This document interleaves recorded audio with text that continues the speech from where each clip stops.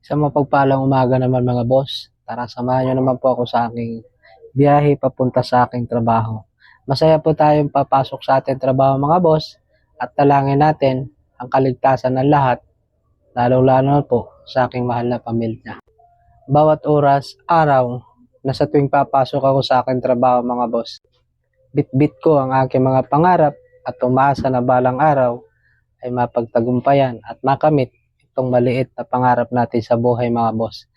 At yun nga mga boss, hindi lang din po ako sa aking sarili na sinasabi ko na ako lang ang aangat, umasinso, o kung ano man ang magandang mangyayari sa aking pang-araw-araw sa trabaho, kundi kayo din naman mga boss ay sinasabi ko sa aking sarili, lahat naman nakakilala sa akin, lahat ng aking mga kapamilya, relative, at kung sino pa man ay sana din ay pagpalain din sila at swertehin din sa kanilang pang-araw-araw na trabaho.